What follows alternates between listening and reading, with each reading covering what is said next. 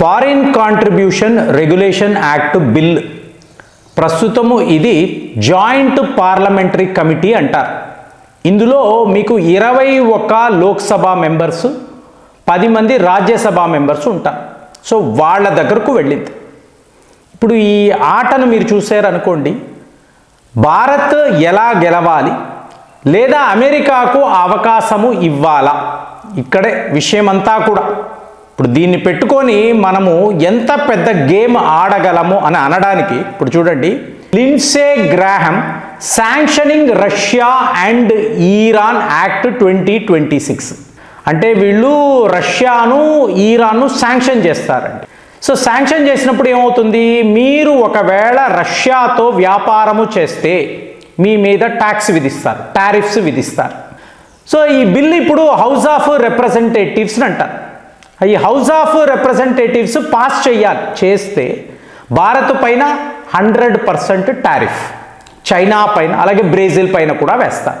ఇది వీళ్ళ ప్లాన్. చూడండి, ఇక్కడ భారత్లో FCRA బిల్లు పాస్ చేయాలా వద్దా, అక్కడ అమెరికాలో భారత్కు వ్యతిరేకంగా ఒక బిల్లు పాస్ చేయాలా వద్దా, ఇదే ఆట.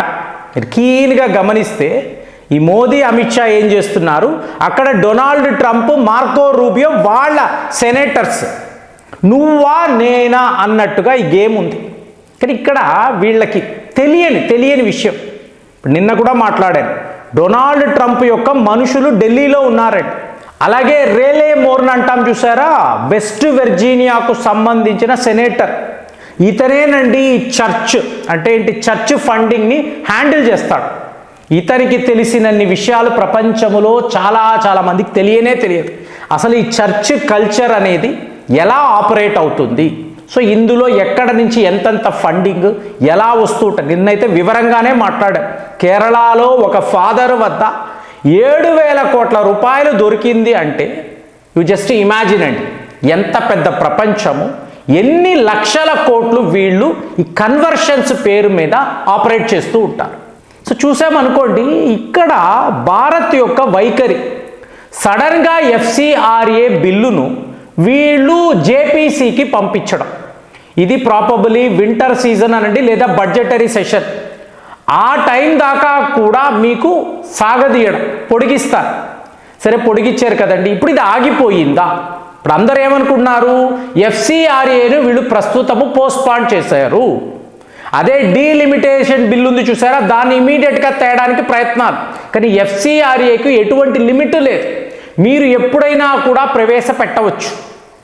కానీ ఇక్కడ అమెరికాను కట్టడి చేయడం. ఫ్రెండ్స్, ఇక్కడ భారత్లోనే ఎంతోమంది అమెరికా ఫ్యాన్స్ ఉంటారు కదా, భారత్ ఓడిపోవాలి అమెరికా గెలవాలి అని అనుకునేవాళ్ళు, ఈ పోరాటదారులు వీళ్ళందరినీ చూసారనుకోండి, యాంటీ భారత్ క్యాంపెయిన్. మీకు భారత్ చిత్తుగా మా చేతుల్లో ఓడిపోవాలి, ఒకే విషయాన్ని పట్టుకునే ఈ అల్లర్లు చేసే వాళ్ళ అందరి యాటిట్యూడ్ చూడండి. చూశారు అనుకోండి, ప్రభుత్వం కాదు భారతే మా బానిస, సో మేము ఎలా చెప్తే అలాగే మీరు వినాలి, మీకు మీరుగా ఏమిటి. సో ఇది వీళ్ళు ఒప్పుకోరు. కానీ ఇక్కడ పోరాటం ఎలా ఉంది, ఇప్పుడు ఒక హోంమంత్రి అండి అమిత్ షా అనబడే వ్యక్తి ఒక పోర్టల్ పెట్టుకొని దాని ద్వారా FCRA రూల్స్ అని అంటున్నాడు అనుకోండి, సరదాగా అంటాడు ఆయన, అనడు కదా. ఎవరైనా సరే, అమిత్ షాని కాదు, ఒక హోంమంత్రి. సో అలాంటప్పుడు మీరు గమనించారు అనుకోండి, ఇక్కడ ఈ రిలీజియస్ కన్వర్షన్స్ అన్నప్పుడు 30% ఫండింగ్ మాత్రమే, అంటే వరల్డ్ లెవెల్లో చూస్తే 1% మాత్రమే భారత్ దాకా. కానీ మన ఇండియాలో మాత్రము 30% రిలీజియస్ కన్వర్షన్స్. మీకు హిందువులు, ముస్లిములు, సిక్కులు, బౌద్ధులు వీళ్లను క్రైస్తవులుగా మార్చడం అనేది ఒక మిషన్ అండి. దీని ప్రకారం వీళ్ళు చేస్తూ పోతూ ఉంటారు, అంతే కదండి. కంటిన్యూస్ దీన్ని ఆపడం అనేది ఎవరి తరము కాదు, వాళ్ళు ఒప్పుకోరు కూడా. ఇప్పుడు అందుకే మనల్ని బెదిరింపు 100% టారిఫ్ అని మనల్ని మనం ఏం చేస్తున్నాం, FCRAని పెట్టుకుని అమెరికా వాడిని బెదిరిస్తున్నాం. ఇదే ఆట, నాకు అర్థమైన గేమ్ ఇదే. సో అలాంటప్పుడు 70% ఉంది చూసారా, ఈ 70% దేనికి వాడతారు, యాంటీ ఇండియా యాక్టివిటీస్, భారత్ను డీస్టెబిలైజ్ చేయడానికి. అది రీజిమ్ చేంజ్ అనండి లేదా మొన్న జరిగిన గొడవలు అనండి, వీటి కోసం ఖర్చు పెడతారు. ఎప్పుడు భారత్ మా కంట్రోల్లో ఉండాలి, ఢిల్లీ అడ్మినిస్ట్రేషన్ మేము చెప్పినట్టే వినాలి. నిన్న మాట్లాడిన సౌరవ్ దాస్ ఇతను డైరెక్ట్గా పులిజర్ని అంటారండి. ఈ పులిజర్ సిస్టమ్ ఉంది చూసారా, ఇందులో ఫోర్డ్ ఫౌండేషన్ ఉంటుంది, గేట్స్ ఫౌండేషన్ ఉంటుంది, అలాగే ఓపెన్ సొసైటీస్ అంటారు, జార్జ్ సోరోస్. సో వీళ్ళందరూ కలిసి ఒక ఈకో సిస్టమ్ని తయారు చేశారు. అందులో ఇతను కీలకమైన మెంబర్. అందుకే అంటున్నాను, ఇదేదో కాక్రోచ్ బొద్దింకలు మన ఏదో సెటైర్లు వేస్తున్నాం కాదండి, చాలా డీప్గా వీళ్ళు ఉన్నారు, ఇంతంత మంది వీళ్ళ వెనక ఉన్నారు. సో ఆ డబ్బుతో వీళ్ళు మంచి విలాసవంతమైన జీవితం. కాబట్టి యువకులు ఏదేదో నమ్మేసి వీళ్ళు చెప్తున్న మాటలు వినేసి ఇంతే కదా అంటే పొరపాటు, అలా కాదండి, చాలా డీప్గా ఉంటుంది. వీళ్ళు ప్రపంచం అంతా తిరుగుతూ ఉంటారు, ఫండింగ్ మొబిలైజ్ చేస్తూనే ఉంటారు. సో ఇదంతా గమనించిన మీకు ప్రభుత్వం ఏం చేస్తుంది, FCRA అనబడే బ్రహ్మాస్త్రాన్ని ఎప్పుడు వాడాలి ఎప్పుడు వాడకూడదు ఇలా కవ్విస్తూనే ఉన్నారు కదండి. కానీ అసలు విషయం ఏంటో చెప్పమంటారా? మీరు ఓపెన్గా ఆలోచించారనుకోండి, మీకు 70% యాంటీ భారత్ యాక్టివిటీస్, దీనిని ఆపడానికి అంటే భారత్లో 54,000 NGOs అఫీషియల్గా అన్అఫీషియల్గా 70,000 దాటిపోయావు. సో ఇందులో ఎన్నెన్ని NGOs వాళ్ళ మీద ఎలాంటి యాక్షన్ తీసుకున్నాము అంటే లైసెన్సులు క్యాన్సిల్ చేసి పడేసాం. సో ఇప్పుడు ఫండింగ్ కాదు, ముందు నువ్వు ఆపరేట్ చేయడానికి నీకు లైసెన్సే లేదు. ఫైనల్గా ఒక 14,000 NGOs మిగిలేయండి. ఇందులో పెద్ద పెద్దవి ఏకంగా వాళ్ళ సెక్రటరీ ఆఫ్ స్టేట్ భారత్కు వస్తున్నాడు, కల్కట్టా వెళ్తున్నాడు. అంటే చూసుకోండి వాళ్ళకి ఇది ఎంత ముఖ్యం. ఎలా చెప్తున్నారు అంటే, ఒకవేళ భారత్లో FCRA అనబడే బిల్లును మీరు ఇంప్లిమెంట్ చేస్తే 120 దేశాలు మీకు వ్యతిరేకంగా వెళ్ళిపోతారు. అంటే క్రైస్తవ దేశాలు. ఇది ఒక రిలీజియస్ బిల్లు కాదు కదండి, ఇందులో క్రైస్తవులు మాత్రమే కాదు కదా, ముస్లింలు ఉంటారు, హిందువులు ఉంటారు, మీకు సిక్కులు అందరూ ఉంటారు కదా, అలా కాదు. ఇది టోటల్గా క్రిస్టియానిటీ మీద భారత్ తీసుకుంటున్న చర్యలు.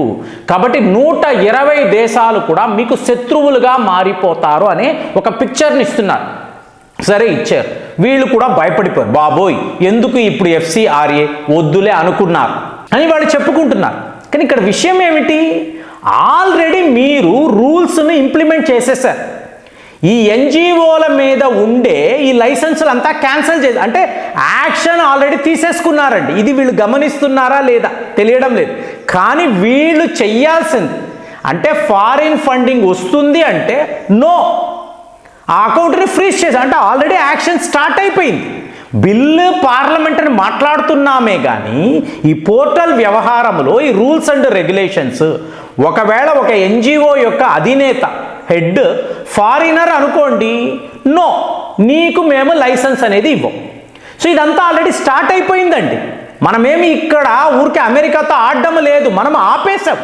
ఎందుకు, వస్తున్న ఫండింగ్ అంతా కూడా దేశానికి వ్యతిరేకంగా. మనకేంటండి కావాలి, నేషనల్ సెక్యూరిటీ. ఒక పౌరుడుగా నేను సురక్షితంగా ఉండాలి. సో నాకు ఎక్కడా కూడా ఈ తీవ్రవాదము అనండి, ఇలాంటి కన్వర్షన్స్ అనండి, డిస్టర్బ్ చేసే వ్యవహారాలు నాకు వద్దు.